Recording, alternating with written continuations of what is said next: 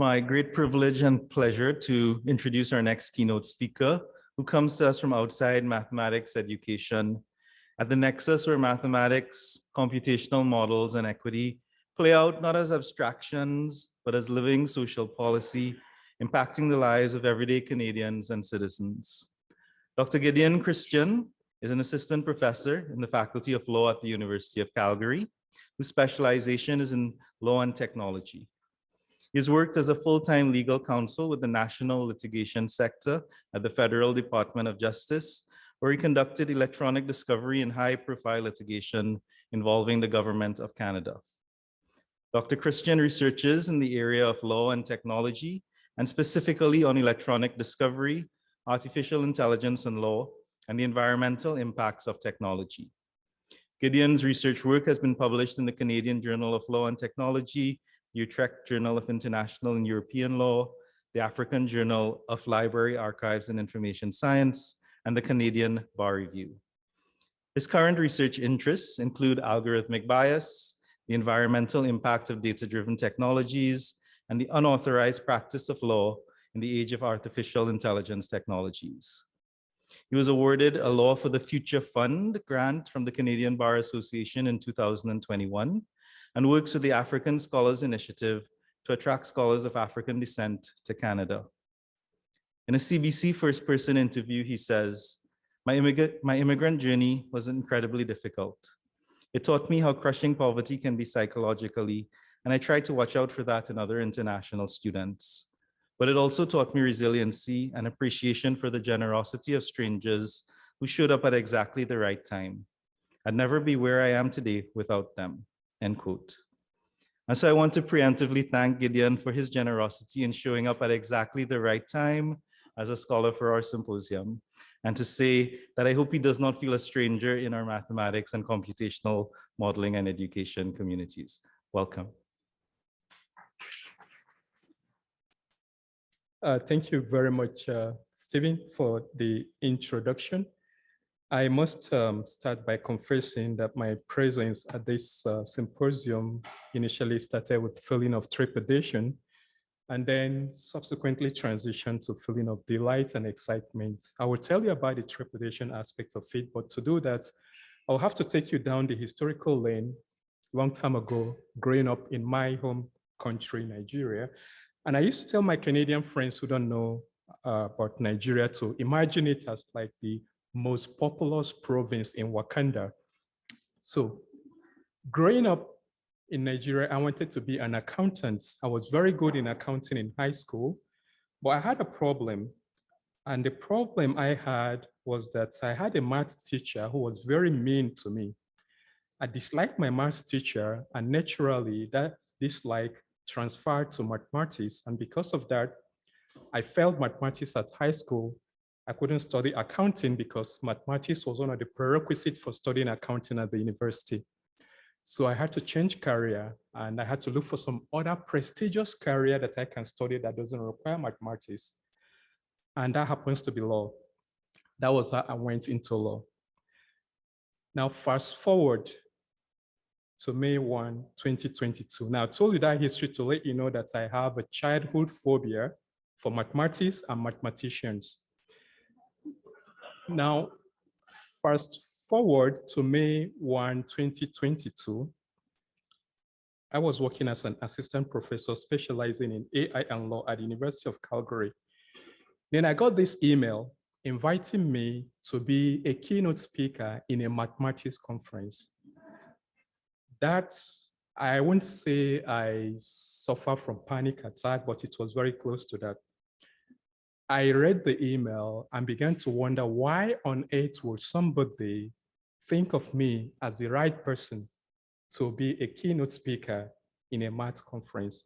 So I read that email and unread it in the sense that I refused to reply to it, hoping that it will go away. It never did. 7 days later, I got another email. I think at this point in time, it's safe to tell you who is behind this email. Her name is Chantal Boteau.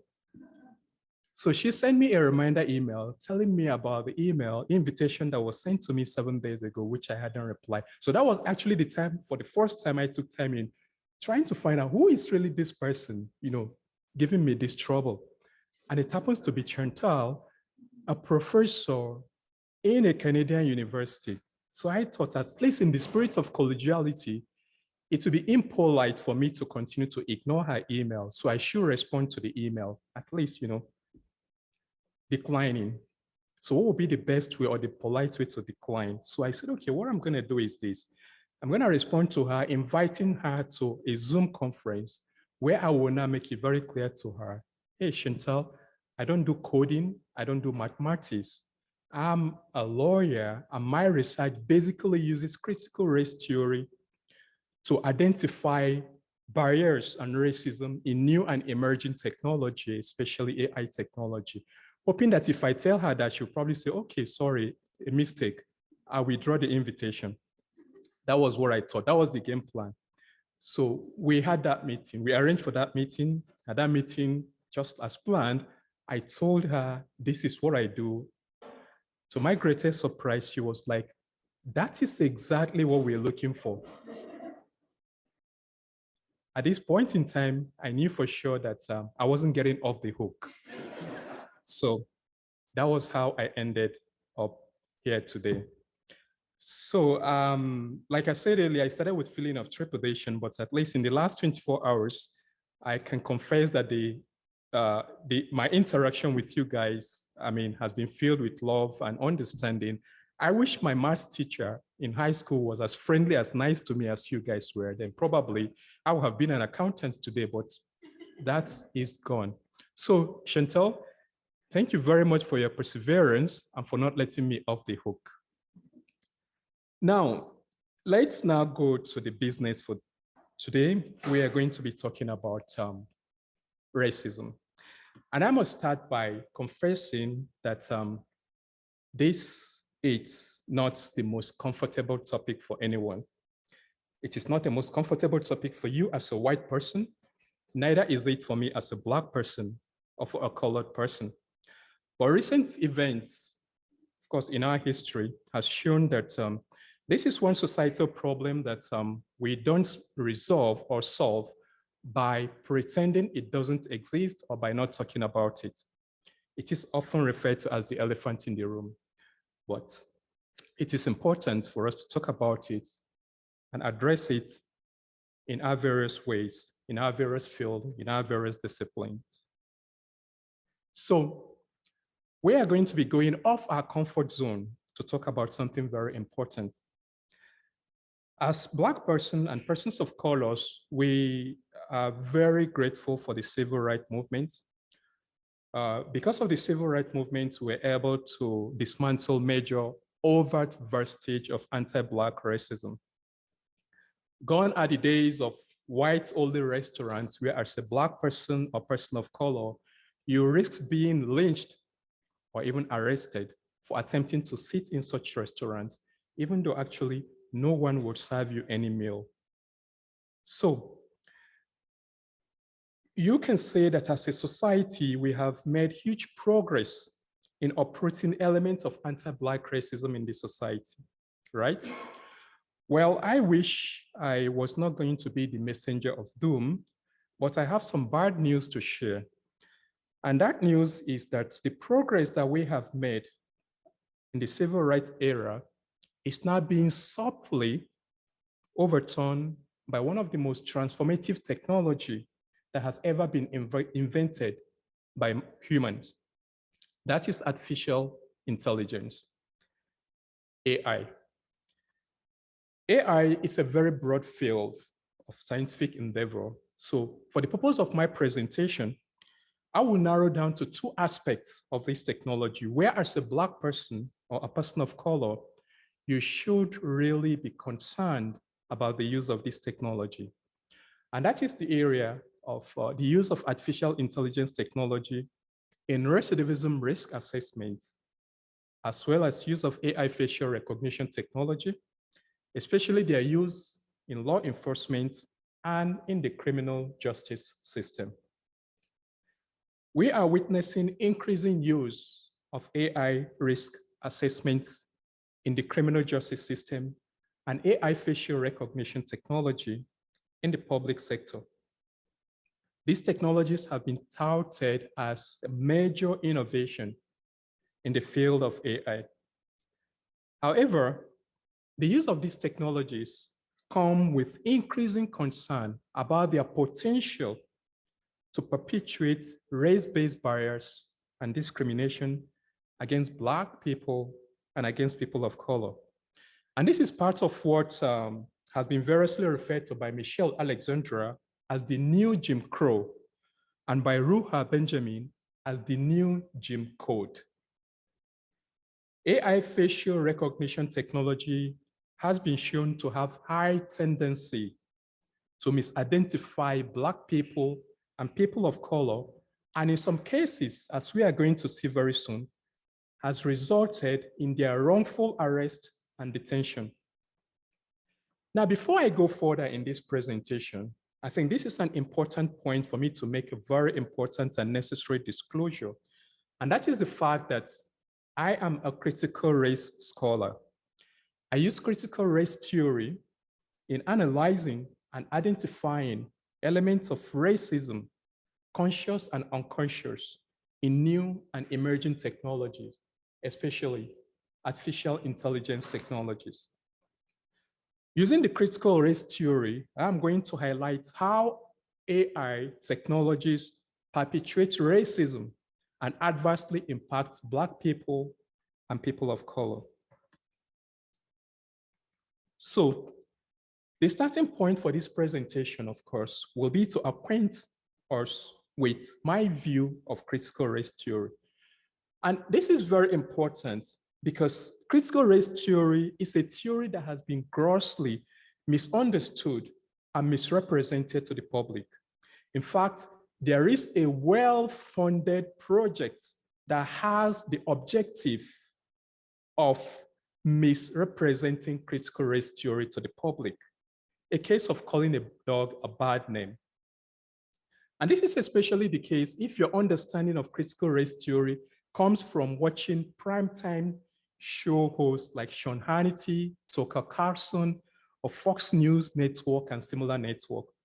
Or if your knowledge of critical race theory comes from the president of the defunct Trump University, who once referred to it as a toxic propaganda and ideological poison. And definitely, you will agree with me that the truth about critical race theory will not come from a man who spoke a record 30,573 lies within his 4 years in office as the president of the United States of America. I got that statistics from ChatGPT. So, what exactly then is critical race theory? Well, I'm going to spend some time discussing this theory because this theory actually forms the theoretical basis for my presentation today. So it is only natural that I spend some time providing details about this theory, at least to help you to know the truth about critical race theory, as opposed to what has been presented in Fox News and similar news networks. So contrary to what US politicians will want you to believe, critical race theory is not a theory taught to kids in elementary and high school. Critical race theory is an academic and legal framework developed by legal scholars in the United States in the late 70s and 80s. In essence, it is a graduate legal theory taught in law schools, not in elementary schools or high schools.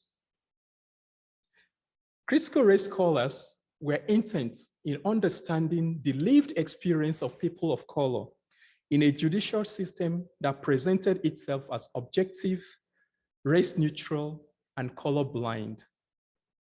The theory was developed in response to the apparent limitation of the traditional civil rights movement in addressing some elements of structural racism that were embedded in the society. So while the traditional civil rights movement in the United States was able to uproot elements of overt racism, such as public segregation, denial of rights to vote, among others, there were some other forms of racism that were buried in institutional practices, in laws, in policies. And these were not similarly apparent. And these elements of racism surreptitiously fell under the radar of civil rights movements and continued to thrive unknown even to the civil rights activists. So critical race scholars are of the view that race transcends individual course of action, that it is deeply entrenched in institutional structures and systems, including laws and policies. And such racism is further perpetuated by a social system that tends to portray itself as race neutral, as colorblind, thus further concealing the existence of such racism in the society. So critical race scholars assert that law has been used as an instrument for perpetuating racial inequality, and that the legal system has also continued to uphold racial hierarchies in the society. So let's consider some tenets of critical race theory. And a colleague of mine, Celie Harrington, a law professor at the Lincoln Alexandra School of Law in Toronto Metropolitan University, sees critical race theory in plain terms as a field of thought that thinks critically and theoretically about race and racism. He went on to identify three central tenets of critical race theory. Race is a social construction, one. Secondly, that race is a means of subordination. And thirdly, that race neutrality uphold race subordination. We will discuss the three tenets in detail, starting with first, race as a social construction. Now, many people see race as a biological characteristic. You know, the fact that I am Black is because my parents are Black. The fact that you are white is because your parents are white. So they see race as a biological characteristic that, you know, people acquire at conception. But to the critical race scholar, race is not just a biological characteristic, but rather the use of biological characteristics to create a social structure, and then using that structure as a tool for subordination. Now, come to think about this, and think about this critically. Of all the biological characteristics that are possessed by humans, why is the color of their skin the most dominant biological characteristic?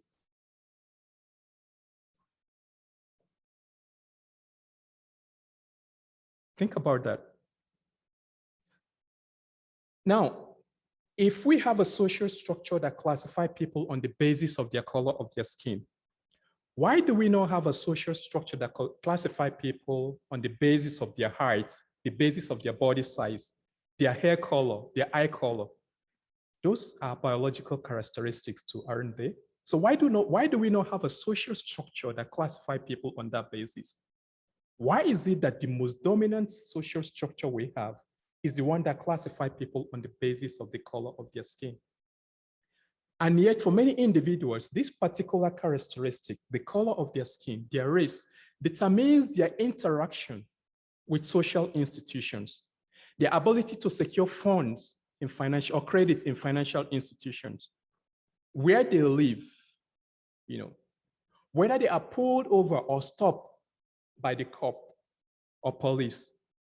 And if they are, whether they go home alive or wind up dead like George Floyd.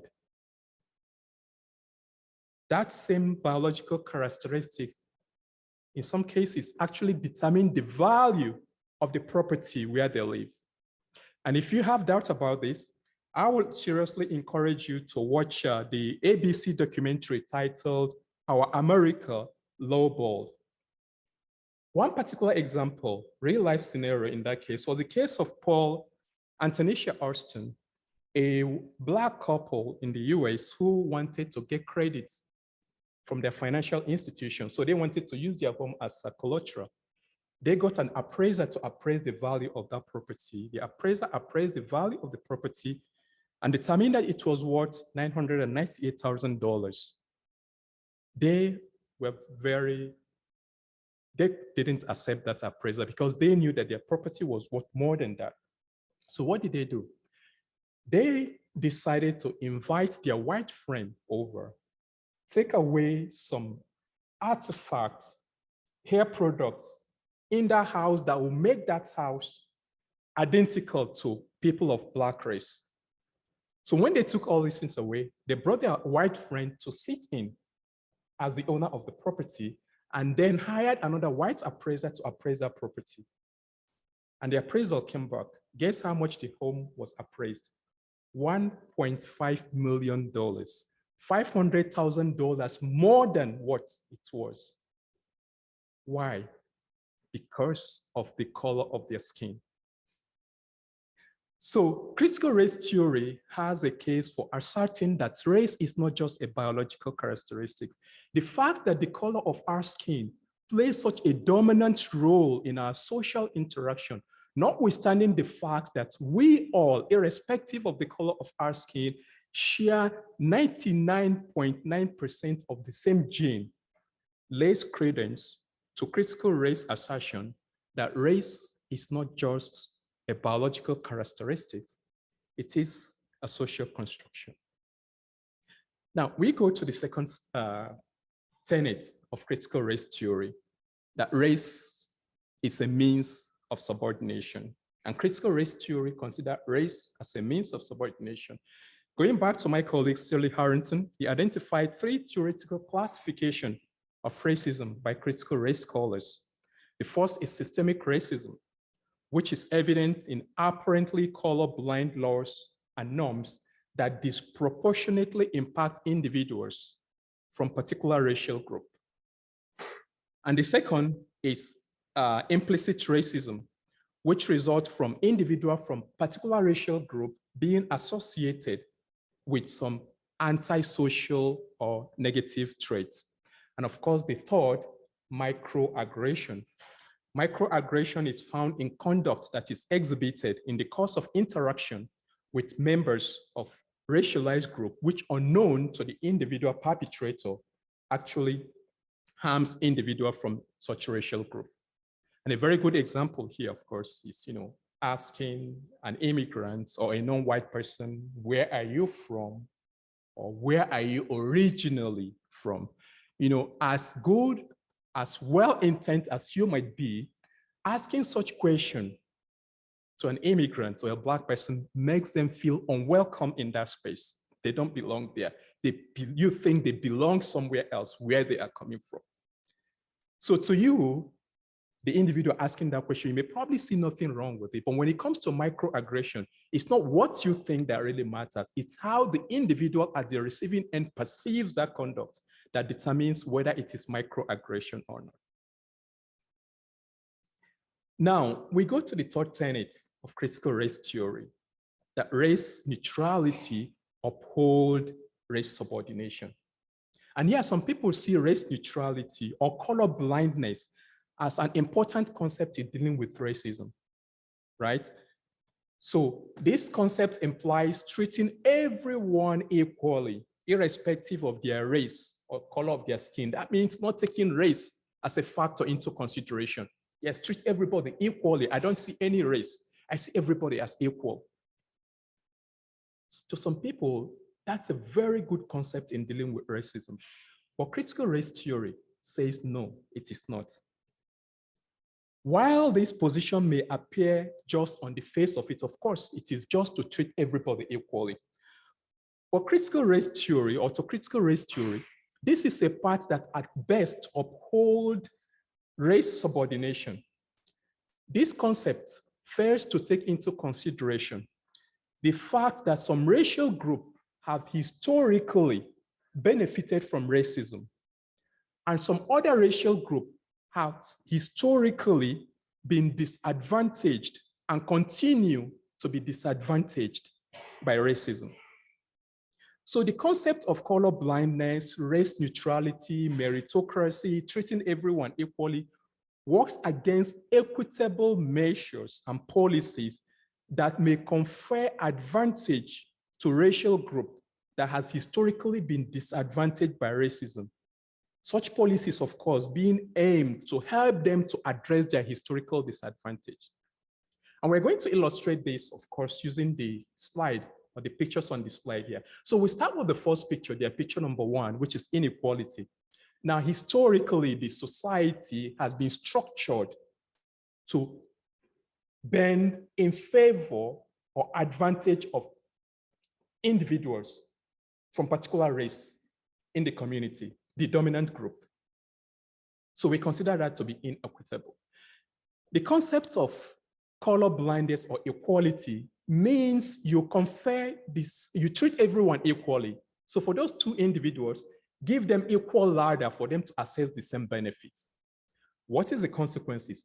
Those that have historically benefited from the structure in the society continue to historically benefit from it, from that equal treatment. And those that have historically been disadvantaged by that structure continue to be historically disadvantaged, even though you're treating them equally. That is the concept of color blindness. That is the concept of race neutrality. So how do you address this? We now go to the third picture, the concept of equity. This requires or entails conferring advantage to those racial groups that has been historically disadvantaged. In essence, giving them higher ladder for them to be able to access that same benefit or benefits that the society has historically, the structure of the society has historically taken away from them. So for example, maybe in an academic environment, you probably find this in maybe academic posting targeted at individuals from minority group, maybe Black or racial minorities, for the purpose of attracting them to address their disproportionate representation, either in the faculty or institution. But the problem here is that people now see this, oh, that is reverse racism. They are taking job away from white people and they're giving it to people of color. They're excluding white persons away from these opportunities.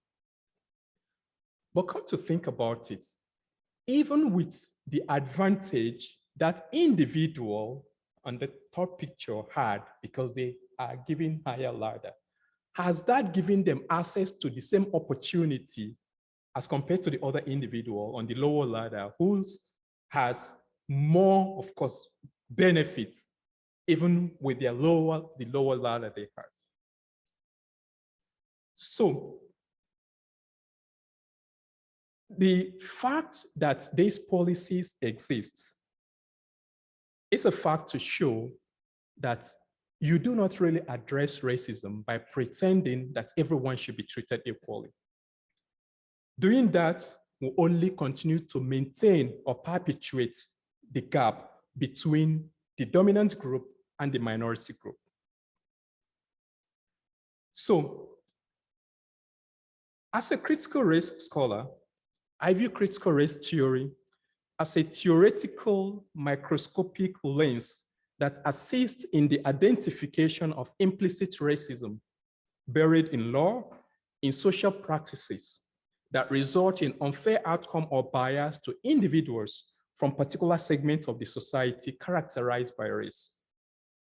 This theoretical lens helps to facilitate the identification, understanding, and remediation of implicit racism buried in our so-called race-neutral laws and policies.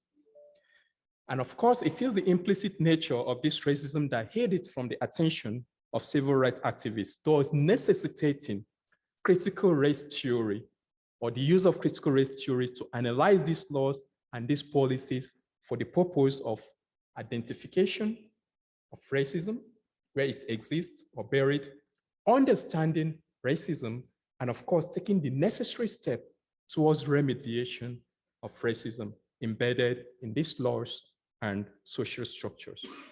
So having explained what critical race theory actually is, and you will quite well agree with me that this is different from what Tucker Carlson or Sean Hannity will tell you critical race theory is.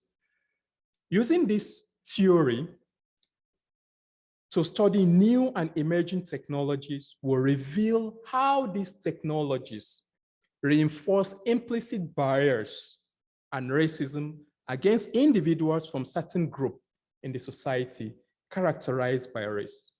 So I will use this critical lens to analyze one of the most transformative technology that has been ever been developed by humans, artificial intelligence technology.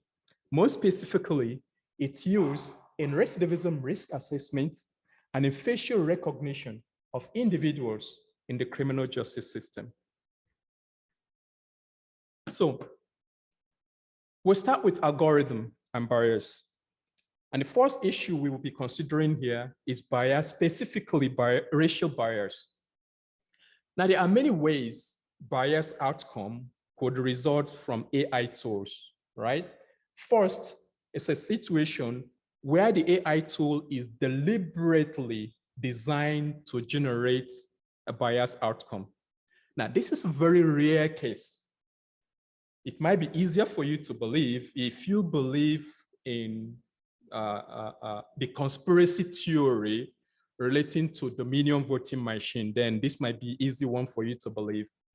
But if such exists, then it's a clear case of bad faith engineering. So because it is rare, we're not going to be talking about it. I'm going to focus on the next two I'm going to be talking about. And the second, of course, is where biased data is used to train a computer algorithm to make prediction. Of course, you have the computer time there, garbage in, garbage out. You feed biased data into the system, it regurgitates biased data. So that is the second situation, more realistic than the first. And the third arises where an artificial intelligence tool trained for use in a particular environment is deployed for use in another environment different from that for which that technology was originally designed. So the second and third situation will generally result in implicit bias. So let's now talk about the first, that is the use of AI in recidivism risk assessment. Now, for the purpose of definition, recidivism risk assessment is the process of determining the likelihood that individuals in the criminal justice system will reoffend, right? This determination is very important because if individuals are likely to reoffend, then such individuals pose serious threats to the society. Those are people that you have justification for locking up as much as possible in the prison system. If individuals are less likely to reoffend, it would be very wrong for you to lock them up. Those individuals do not really pose a threat to the society. And there are no economic reason, of course, for locking them up longer than necessary, especially when you take into consideration that the average cost of maintaining just one prisoner annually in a Canadian prison is about $118,000. And that is average. So if that individual is actually in a higher security prison institution, it actually costs more than that. So why should we spend $118,000 maintaining just one individual who does not really pose a serious threat to the society? So the concept of recidivism risk assessment is to determine whether this individual, how likely are they to reoffend? If they are likely to reoffend, then yeah, we should lock them up as long as necessary. If they are not likely to reoffend, then maybe we should consider some other method of dealing with, punishing them for whatever wrong or they have done. So at the early stage of criminal justice system, the determination or recidivism risk assessment was conducted by clinical professionals who, of course, use their expertise and human knowledge to make that determination. Maybe after interviewing the individual or using questionnaire, then they probably use their expertise to say, oh, this person is high risk or this person is low risk. But that aspect of determination was characterized by barriers, inevitable human barriers. So with time, actuarial tools were developed to assist in making that prediction. And then recently, of course, with the growth of artificial intelligence technology, AI tools have been developed to help in making this determination. Of course, the belief is that if we are able to use AI tools to make this determination, then we'll be able to extricate it from human bias or those bias that are evident from humans making this prediction. So the use of AI risk assessment tools in the criminal justice system has been propelled by the big data revolution. However, the use of this tool in the criminal justice system has come with a series of warnings, one of which was in 2014 from the then Attorney General of US, Eric Holder, who warned of the danger of risk scores injecting barriers into the court. He noted that while these risk scores might have been designed with the best intention, that they inadvertently undermine effort to ensure justice by excavating barriers that already exist in our criminal justice system.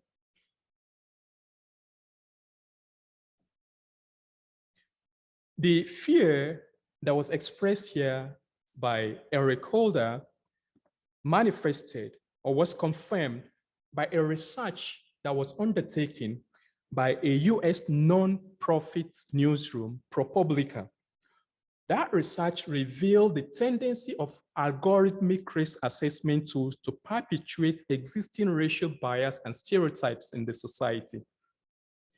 The study focused on recidivism risk assessment prediction by Compass. Compass is one of the most dominant or most widely used AI risk assessment tool in the US criminal justice system. In addition to raising some doubts about the accuracy of the predictions made by Compass risk assessment tool, the study by ProPublica raised some even more serious doubts, serious concern with regards to racial bias that was evident in Compass prediction or predictions made by this tool. That study actually revealed that Compass not only falsely assessed Black defendants as high risk, but white defendants were misclassified as low risk. In some cases, Black defendants who were labeled by Compass as high risk did not recidivate or reoffend, while white defendants who were labeled by this tool as low risk actually went on to reoffend. So in essence, while white defendants were getting an unfair pass, while Black defendants were getting unfair penalty. So it's surprising that notwithstanding this finding by ProPublica research, Compass risk assessment tool continued to be the most dominant AI risk assessment tool used in the US criminal justice system. Here are some examples, real life examples from the ProPublica research. Now, these are cases of individuals arrested for identical offenses. And then Compass risk assessment tool was used to assess their risk for recidivism. Now, let us look at the first picture, the two cases of petty theft involving a white male, Vernon, and a Black female, Brescia, right? Their rap sheets or criminal record, Vernon had a prior 2 armed robberies and 1 attempted armed robbery. Brescia, prior offense was 4 juvenile misdemeanors, which are minor offenses.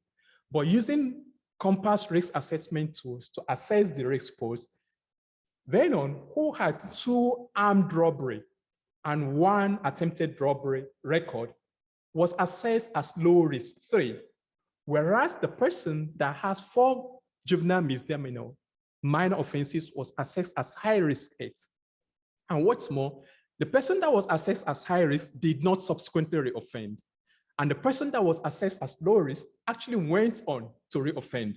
Grand theft was the subsequent offense. So these were real examples from ProPublica research, which raised raised concern, very serious concern about racial barriers evident in this AI risk assessment tool. So the tendency of results from AI risk assessment tools to be biased against people of color has been identified in my research, or referred to in my research as algorithmic racism, which I defined as race-based bias arising from the use of AI-powered tools in analysis of data, resulting in unfair outcome to individuals from particular segments of the society distinguished or characterized by race.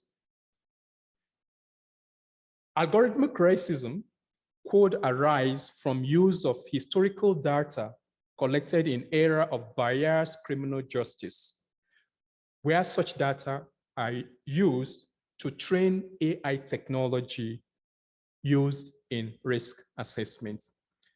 To illustrate this, this is a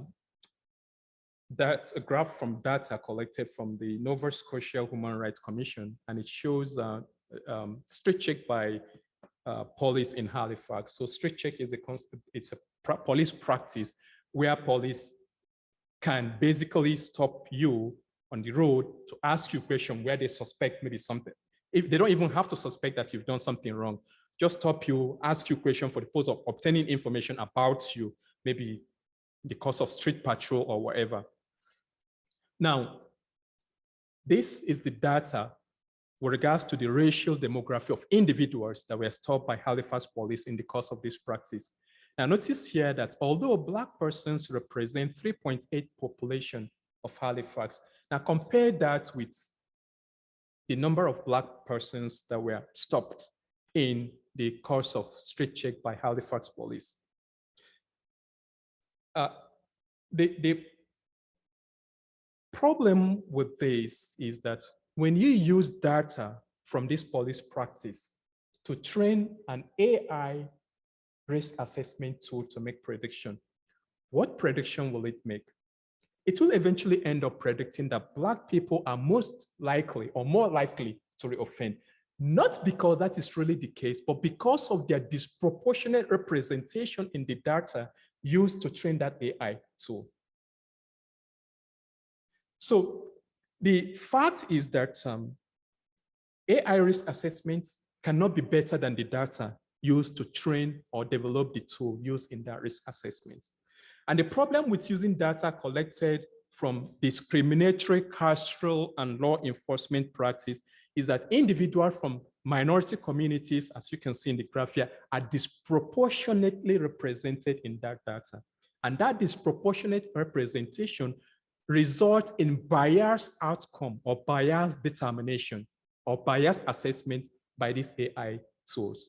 So even though this is not a case of bad faith engineering where the tool is deliberately designed to present Black people as being more likely to reoffend than the other, the fact is that the data used to train this technology is already biased in the sense that Black people or minority communities are disproportionately represented in that data, thus influencing the decision made by these tools. So let's now talk about the second situation, which we have highlighted earlier, situation where an AI tool trained for use in a particular environment is now deployed for use in a different environment. That also on its own will result in bias. So a very good example here, it's illustrated, of course, in a Supreme Court of Canada decision, and that is the case of Award and Canada. Now, the fact of this case was that an Indigenous man who was serving life sentence in a Canadian prison, he has been of good behavior, of course, throughout his stay there. Then suddenly, Correctional Services Canada used an actuarial tool to assess or reassess his risk. And this actuarial tool suddenly showed that increased the risk score of this Aboriginal man. As a result of this, his security classification was moved from medium to high security classification. And he was disturbed because he has not done anything wrong while there to necessitate his security classification being elevated. So he challenged that decision by Correctional Services Canada, and this actually went as far as the Supreme Court. So the problem here was that the risk tool that was used to assess the risk posed by this indigenous person was developed and tested on predominantly non-indigenous population. So using that tool to assess the risk posed by an indigenous person, a person from a racial group not adequately represented in the training data used to develop this tool, would reasonably raise some concern or serious concern about the accuracy and validity of the prediction made by such tool. So the Supreme Court of Canada, of course, in that case, held that cross-cultural application of risk assessment tools will result in what the court referred to as cultural bias, which is a polite term the court was actually using to refer to racism. So deploying an AI tool for use in an environment different from those for which the tool was originally created would result in inaccurate prediction and hence bias. So the takeaway from the Supreme Court decision in Airworth and Canada is that AI risk assessment tool is not a one-size-fits-all. AI risk tools must be confined to the environment or group for which they were originally created. And more so, efforts should also be made to ensure that even in the environment for which those tools are designed or created, the population in that environment should be adequately represented in the training data used to train that technology. So in essence, what we are saying is that representation is tied to accuracy or lack of accuracy in predictions made by artificial intelligence tools, especially when it comes to recidivism risk assessment in the criminal justice system. Now, when I go to the second part of this conversation, which has to do with, of course, facial recognition technology, which is also another area where AI tools have continued to, has exhibited and continue to exhibit very serious barriers and racism against Blacks and individuals of color.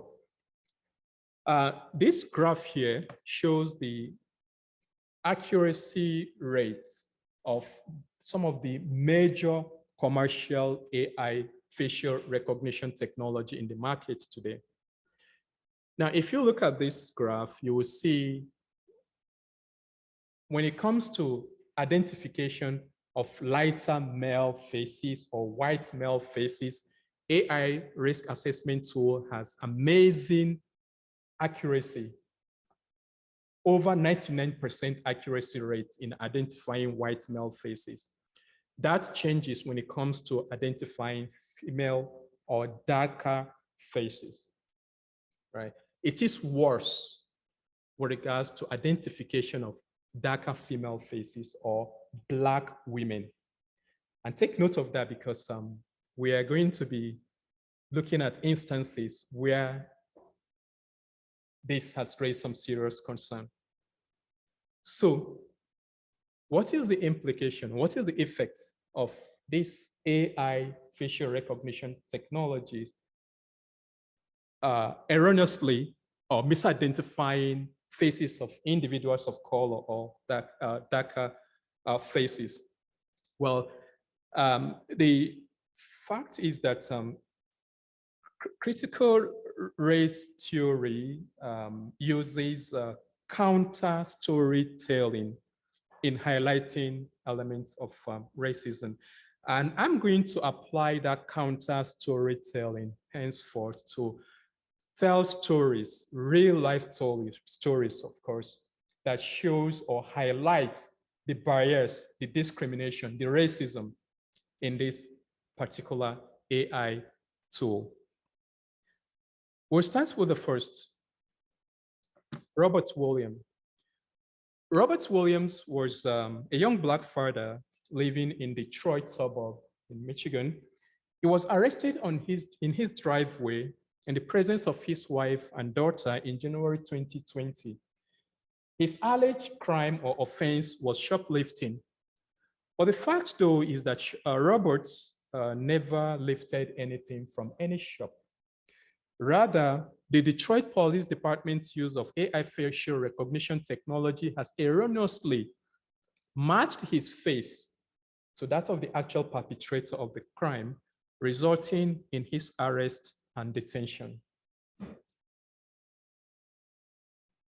Robert's case represents one among many other cases of Black men that have been wrongly arrested and in some cases falsely imprisoned or incarcerated for crime they never committed, all because of false identification by AI facial recognition technology. And Robert is not alone in this. Another case, Michael Oliver. Michael Oliver, still from Detroit, was arrested and charged with felony after facial recognition technology matched his face to that of the perpetrator of the crime. If you look at the picture there, the man or the young lad in red was actually the perpetrator of the offense. That was a cell phone photo of him taken at the time he was actually perpetrating the crime. Now, AI facial recognition technology matched his face to that of Michael Oliver, resulting in Michael's arrest for that crime. And of course, he was charged for the crime. Things took a turn when his court-appointed lawyer got disclosure from the prosecution and was able to compare the picture of the actual perpetrator of the crime with the picture of his client, and the difference or the error in identification, and that identification was very obvious. One, the actual perpetrator of the crime in red was much darker skinned than Michael in black, who was arrested for the offense. And now you look at the cell phone video picture, the second picture, look at the hand of the actual perpetrator, no tattoo. Whereas in the case of Michael, who was arrested, his hand was basically filled with tattoo. So the difference between the two was so glaring that the prosecution actually had to drop the case. But this was after Michael has been arrested, charged, imprisoned, and of course has to pay a post-bail bond. Yet another one, Niger Park. Niger Park, a Black man from New Jersey, was wrongly arrested and charged with serious crimes, including unlawful possession of weapon, resisting arrest, and aggravated assault. He was arrested because facial recognition technology matched his face with that of the actual perpetrator. Now, this is where the plot even gets tricky. Niger had some criminal record or previous criminal record. So while he was, he spent 10 days in jail before he was granted bail. While the case was pending, the prosecution offered him a plea deal for him to plead guilty to the offense in return for 6 years jail term. Now, considering the fact that he had a previous criminal record, he thought, well, if I go to trial, no jury is going to believe an ex-con. So he was on the verge of accepting the plea deal from the prosecution to plead guilty to a crime that he did not commit and spend 6 years in jail, when suddenly just one documentary evidence turned the matter over. He came across a Western Union transaction receipt he used to send money to his girlfriend. The time he was sending the money on that receipt was the same time the crime was actually perpetrated, and he was in a totally different place. So that gave him a clear case of alibi. He wasn't present there. He couldn't have committed the crime when he was somewhere else engaging in Western Union transaction. That Western Union transaction receipt was what actually turned the case, because he had a clear case of alibi. Otherwise, this was a young man who was about pleading guilty to a crime he never committed, all because facial recognition technology matched his face wrongly to that of the perpetrator. One more example, Randall Reed. In the case of Rendell, still wrong facial recognition identification. He was charged with theft of $10,000 worth of luxury good. The theft was in Louisiana. But Rendell has never been to Louisiana. In fact, he was living 2 states away from Louisiana. Yet he was arrested, spent 6 days in jail before he was eventually released and the charges against him were dropped. So these are instances of facial recognition technology, false identification by facial recognition technology, and the impact this such false identification is having and could have on members of minority community. Now, you might probably say, well, that is US, in Canada, we are much better. Really? Well, the fact is this, for a known period of time, AI facial recognition technology was deployed and used by various law enforcement in Canada, including the RCMP and of course, Toronto Police, the biggest police forces in Canada, and many other smaller police forces. The secret use of this facial recognition technology sparked public outrage when it became public that these police departments were using Clearview AI facial recognition technology. Of course, this resulted in investigation by Office of the Privacy Commissioner and even a parliamentary committee hearing. Now, it is important to note, and this is where I'm going to bring in a critical race concept referred to as interest convergence. So here, it's important to note here that the outcry against use of Clearview facial recognition technology by the dominant group arose because of their privacy concern. Clearview was basically scraping the internet, pulling pictures from social media of individuals without their consent and using it to develop their database. And of course, when people had this, they felt that was an egregious breach of their right to privacy. So for the dominant group, they were more concerned about their privacy, but for the minority group, like Black and others, they were more concerned about, the high inaccuracy rates of this technology and impact on them.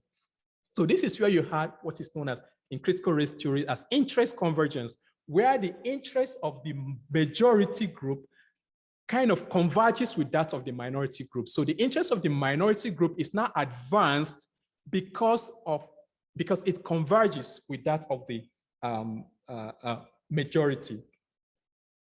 So unlike US, in Canada, we didn't have any highly publicized case of Black people being misidentified by facial recognition technology, those resulting in their forced arrest. However, the fact that there is no such publicized case does not necessarily imply that it never occurred. And the reason is because the police department that were using this controversial Clearview facial recognition technology were using it secretly. So it is possible that, of course, where they screwed up in the use of it, they could also conceal evidence of its use. So whereas those evidence are not available in public domain, that does not necessarily imply then that the use of facial recognition technology in Canada is not having any adverse impact on minority communities, especially Black people. And this is the case as we now go back to our counter storytelling by looking at some stories of the use of this facial recognition technology in the context of immigration enforcement. And here we are going to be looking at real life cases that came before the Federal Court of Canada. We start with the case of Barry and Canada, Citizenship and Immigration Canada. In Barry and Citizenship and Immigration Canada, this involved 2 Somali women, right? 2 Black women. And take note, I told you earlier on that we're gonna be making reference to, inaccuracy rate or error rate of facial recognition technology with regards to its use in Black women. That is where it has its highest error rate. So in this particular case, these 2 Somali women made a successful refugee claim in Canada. After their successful refugee claim, the Minister of Public Safety brought an application to have their refugee status vacated or nullified on the basis that they misrepresented their identity, that they claimed to be Somali women when in fact they were from Kenya. And the minister's evidence included evidence alleged by the applicant to come from Clearview AI facial recognition technology, which matched the face of these two women to face of two other individuals from Kenya who entered Canada as international students. So the minister was in essence saying, these women are not Somali women. They were actually those two Kenya nationals whose face has been matched to the face of these two women. So that was the basis, that was the evidence the minister brought. So the Refugee Protection Division vacated or nullified the refugee status of these two Somali women, which of course resulted in them going to the federal court to challenge that decision. Now, the issue that came up at the federal court was whether the Minister of Public Safety actually used facial recognition technology in that photo comparison. The Minister of Public Safety was not transparent with regards to the use of the technology. In fact, they refused to disclose whether they use that technology or not. Rather, what they asserted is that the use of this technology falls within the context of investigation technique, which is protected by law from disclosure to the public by virtue of Section 22, subsection 2 of the Privacy Act. This is investigation technique. We should not be disclosing it. For that reason, we cannot tell the court whether we use facial recognition technology or not. So Justice Go, of course, in that case, accepted the women's position that facial recognition technology was used in that photo comparison, and that the minister cannot rely on the Privacy Act to refuse to disclose whether they used that technology or not. In fact, the court in that case highlighted the fact that this technology is an unreliable pseudoscience, and the court noted its high error rate when it comes to identification of Black women. And the applicants in this case were Black women. So the court, of course, sent that matter back to the Refugee Protection Division for it to be redetermined. So now this is what happened. When I read this case, actually what got me to reading this case was I volunteered with the Calgary Police Department. And this was, of course, things that happened after the Clearview scandal. Most police departments that want to use AI technology are now kind of beginning to develop a framework or guidance, ethical guideline for its use. So that got me involved with the Calgary Police Services to help them to develop best practice for use of AI, for use of artificial intelligence in community policing. So it was in the course of that, helping to develop that guideline, that I came across this case. And that was the first time I'm actually coming across, that was the first time I actually became aware that the Minister of Public Safety and Citizenship and Immigration Canada were using facial recognition technology. Everything was being done secretly. So I became interested in that case. So when I read it, I tweeted the case on my Twitter handle. So when I tweeted it, strangely, I got this private message from an individual who sent me a private message that Canada Border Services were seeking to kick him out of Canada because they said he is not who he claims to be, that they match his face with someone else. So he left his phone number for me to call him. I was like, wow, this is serious. So I called him. When I called him, in the course of the conversation, I got to realize that he has a case in court already, and that he's being represented by a lawyer. And of course, based on rules of professional conduct, I'm not supposed to be communicating with a client who is represented by a lawyer. I'm supposed to be talking to his lawyer, not him. So I told him, okay, what's going to happen? I need your lawyer's phone number. I need to have this conversation with your lawyer. So he gave me the phone number, and then I called his lawyer up and introduced myself to him. Of course, told him, I'm a law professor specialized in AI and law. This is how I got your number. I'm very much interested about this client case. I want to know what exactly is going on. So the lawyer was like, you know what? I'm not even the person you're supposed to be talking to. I'm just handling one of such case. I have another lawyer who visiting my office right now. She's handling a lot of those cases. She should be the one you should be talking to. I was like, really? I mean, this is something I never knew was even happening, use of facial recognition technology in immigration context. So fortunately, the other lawyer was there. So I spoke with her. She told me how many cases she actually had currently in court right now, challenging decision based on use of this facial recognition technology. But what struck me most, the fact that all her clients were Somalis. And the Barry case, remember we just talked about, were two Somali women. So that kind of got me curious. What exactly, why exactly, I mean, why are they, first, why is this technology being used? And secondly, why are individuals from this community being targeted? So while I was still thinking about that question, months later, another case came up again. Abdul and Canada. Yet another Somali Black woman who had also made a successful refugee claim, but now the minister appealed the refugee claim, seeking to set aside the refugee claim on the basis that they matched her face with that of a Kenyan citizen, just like the previous one. So the applicant in this case asserted that the minister must have used Clearview AI technology. And that was a problem with their case because as we are going to see later, their case was built on speculation as opposed to fact. So they were like saying, well, Canada visa offices receive millions of visa applications in a year, that if the minister matched my face with that of this individual, there's no way they could have done that manually. They must have used Clearview AI facial recognition technology. That is speculation.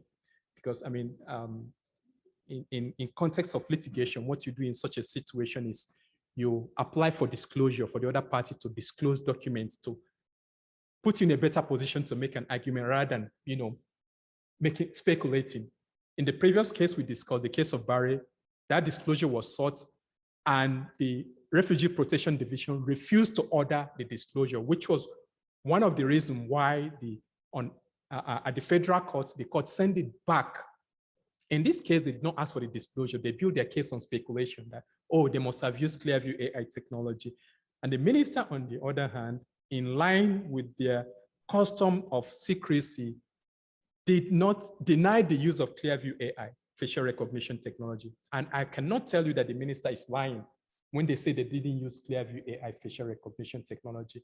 I can only tell you that there's a difference between using facial recognition technology and Clearview AI facial recognition technology, because Clearview is just one brand. So it's possible they could have used another brand of Clearview, I mean, another brand of facial recognition technology. So here they tactfully made the argument that we did not use Clearview, but they were not saying that we did not use facial recognition technology. So they said we did not use Clearview facial recognition technology, rather we use traditional investigation techniques.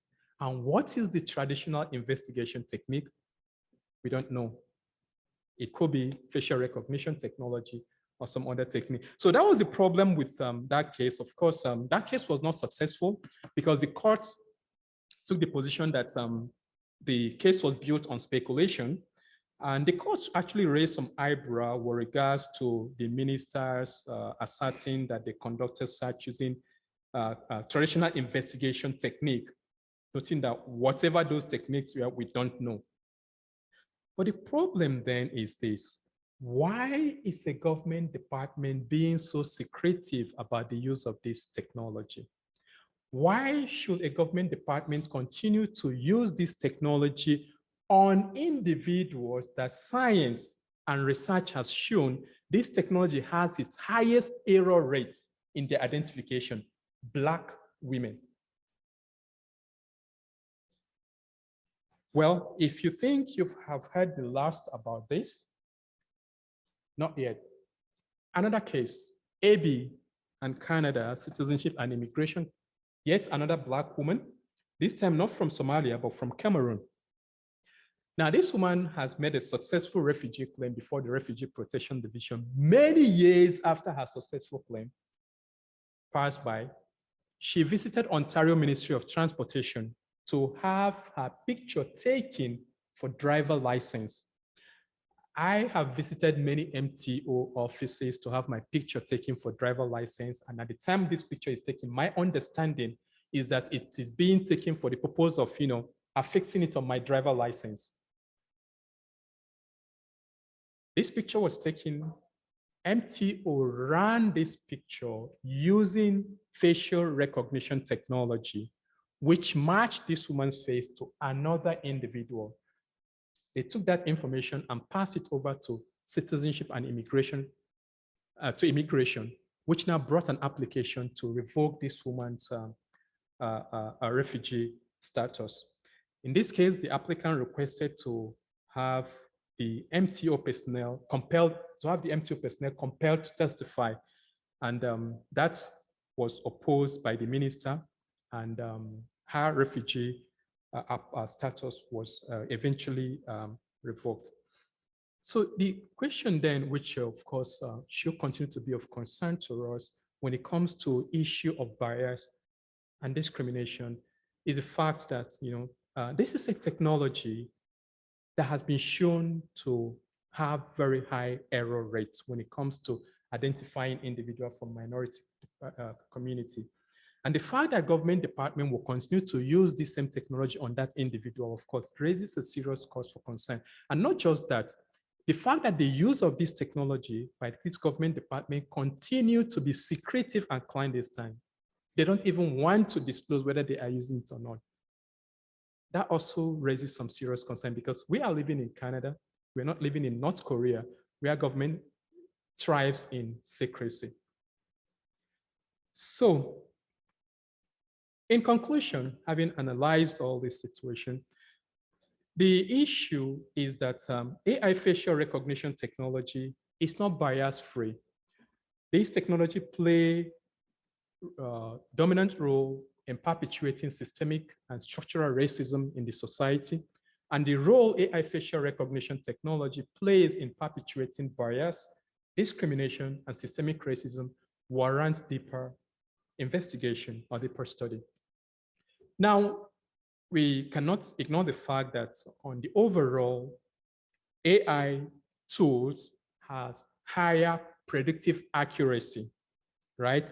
Some cases more accurate than human prediction. And that is not surprising, because these tools analyze more data, much more data than humans can. So it is reasonable to expect that overall they will have high predictive accuracy. But that fact, we should also take note that notwithstanding that overall predictive accuracy, that some racial groups are disproportionately and inequitably impacted by its predictive inaccuracy. And that is very important to take into consideration, especially when we are deploying this technology on that particular racial group. So at this point, it might be necessary to pause the use of this AI technology on these racial groups that are disproportionately impacted by its predictive inaccuracy, until the industry has been able to, of course, address or adequately address the bias, the racism, and the discrimination that is evident in the use of this technology on those racial groups. Thank you all very much for your attention, and that marks the end of my presentation. Thank you very much, Dr. Gideon Christian. We sincerely thank you for this brave presentation, brave in two ways, to mathematics educators and mathematicians. So that was brave, but also brave because you are speaking about coded bias in race, skin color, and gender. So we truly appreciate your talk this afternoon. So I'm here to introduce to us the keynote reactor for this afternoon, Dr. Ron Eglash. So Professor Ron Eglash It's my pleasure to introduce you to the audience this afternoon. Professor Ron Eglash is a widely published, award-winning, distinguished professor and author. He's going to be the reactor to Dr. Gideon Christian's keynote address. Now, he is a professor in the School of Information and a professor at Art and Design in the Penny W. Stamp School of Art and Design at the University of Michigan. His academic credentials are diverse. He has a bachelor's in cybernetics, a master's in education in systems engineering, and a doctorate in the history of consciousness. All of this from the University of California. He has worked at 5 universities before his work at University of Michigan. And somewhere in his career, he briefly worked in the Silicon Valley's chip manufacturing industry. His work as a Fulbright scholar was published as African Fractals, Modern Computing, and in Indigenous Design. And some of his work has been published in Portuguese. Much of his recent work has been recognized by funding of over $7 million from the NSF funding in the United States of America. And I'm going to give you some examples of this work that has been recognized by NSF. So he has worked on culturally situated design tools and software. He's also worked on heritage and ethnocomputing, such as with African architecture, artisan crafts, and indigenous knowledge. He also works on ethno and social computing, as well as use of AI in sustainability, in development, or in the economy. Closer to the topics of today, he works on automation for generative as opposed to extractive justice, cultures, and futures. The last 2 pieces of this work that I would like to mention are decolonial computing, algorithms, and crafting grammar. And also AI and other innovations, decolonizing those. Now, Professor Eglash has also given TED Talks, and I would like you all to join me in welcoming Professor Eglash, who is going to react to the speech by Dr. Gideon Christian. Welcome with me, Professor Eglash. Thank you. Lovely introduction. Thank you so much. And fantastic slides from Professor Christian. I love everything that Dr. Christian is saying about the need for anti-bias. And I want to add to that also the need for transformative justice, for transformative vision for what computing can do. So if we exclusively focus just on the anti-bias part of this in our educational work, I think there's some dangers of misunderstanding by the students. So if we say, yes, we should eliminate racial bias in face recognition systems, for example, sure, we should, but to quote Ruha Benjamin, that just helps officials become more adept at criminalizing Black people. If we say, yes, we should eliminate bias in prison sentencing, absolutely we should, but the US has over 20% of all prisoners on earth. Eliminating bias is just going to barely put a dent in that. It's really the prison industrial complex that needs to be changed. So there's several different ways in which focusing just on the negative critiques, I think, makes our disciplines unattractive to students. It can be misinterpreted to mean that once the bias is eliminated, now the system is fair. It can give you the impression that if you go into computing or mathematics or some STEM discipline, you should be expected to set aside social justice issues, because that's not what these companies do. And then finally, it just doesn't engage the students' imagination, right? You want them to feel a sense of agency, that I'm not just about correcting other mistakes, the mistakes of others.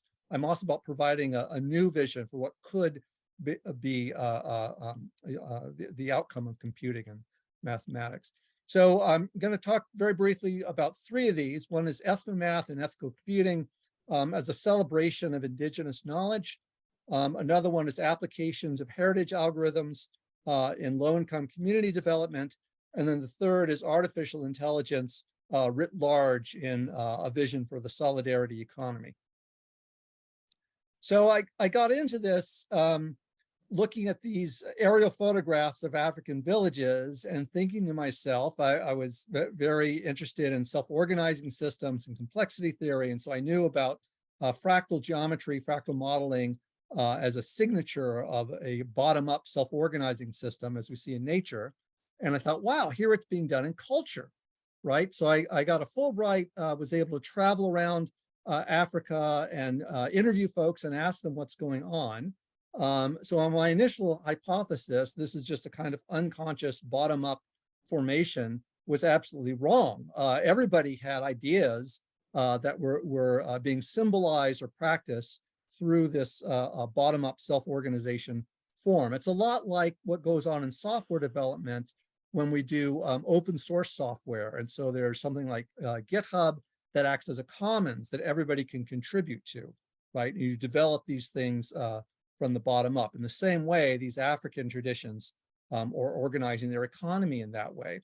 So this is a kind of circular economy. Here you see my colleague just passed away a couple of years ago, Gabriel Boache, getting bark from a tree that gets boiled into ink. Once the pigment has been taken out, the leftover bark goes into the sacred forest or into composting for farming. So the whole thing has this beautiful circular economy, and that's true not only for ecological value, but also for labor value and social value as well. So the reason that these fractals exist in not just architecture, but in textiles and pottery and all sorts of different material artifacts in Africa is because they're symbolizing that recursive cosmology, that recursive reciprocity that's at the basis of these traditions. So this includes what we call heritage algorithms, formal systems for constructing these particular structures.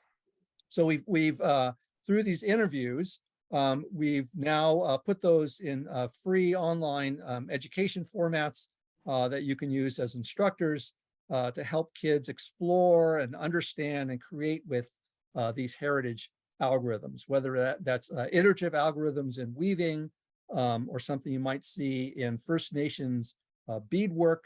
I know the Anishinaabe nations in your area are quite similar to what's going on here in Michigan. All sorts of different ways in which these informal practices have a basis in computational thinking, geometric thinking.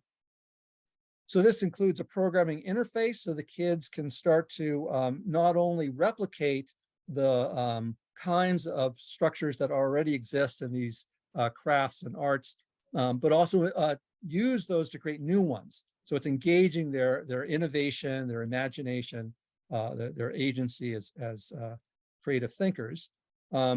And then once they've done that, they can take those virtual designs and physically render them. So we found that our African-American students really like using 3D printers.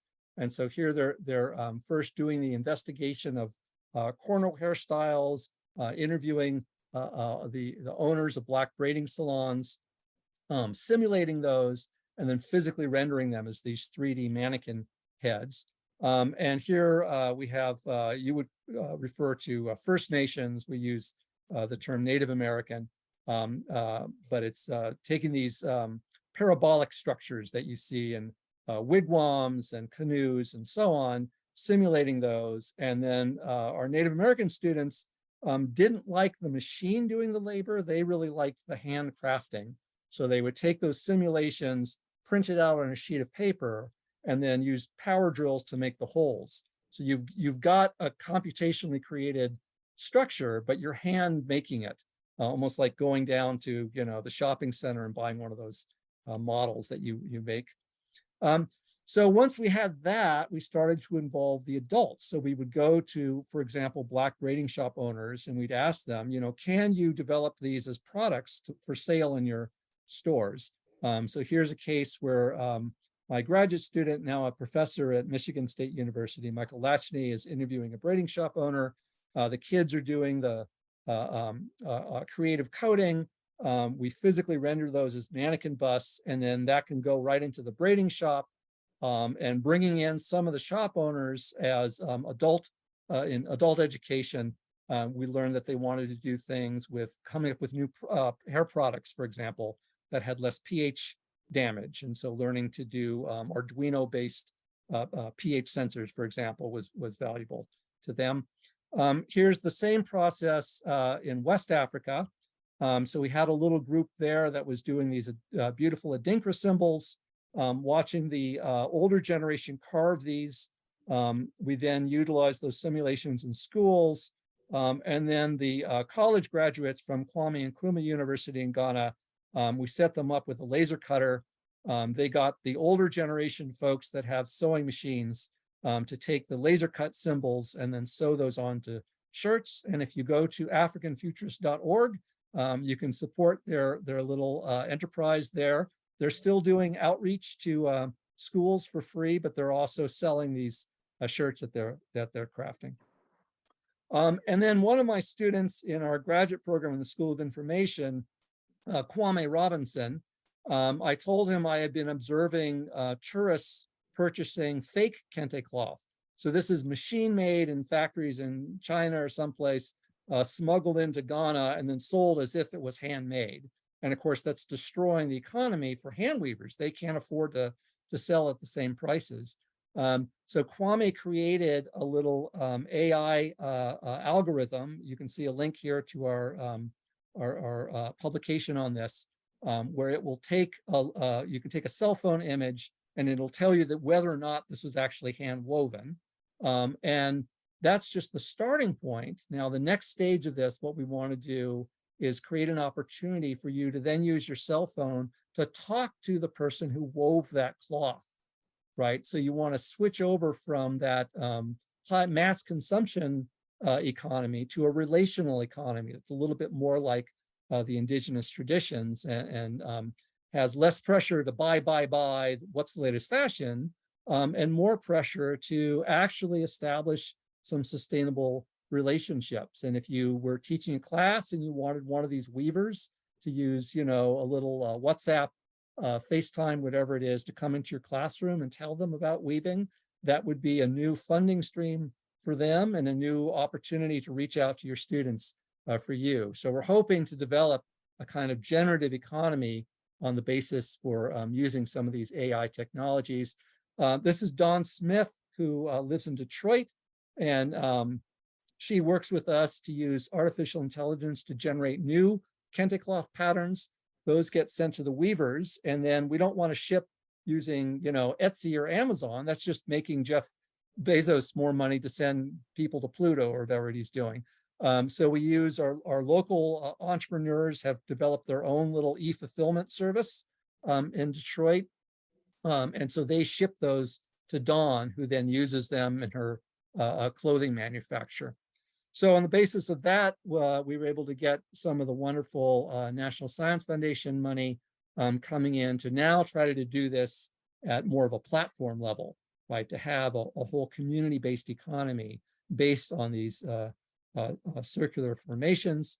And in order to teach kids about these possibilities, you can go to our website at csdt.org, just click where it says artificial intelligence, and that's the tool that sends you to AI Keeping It Real.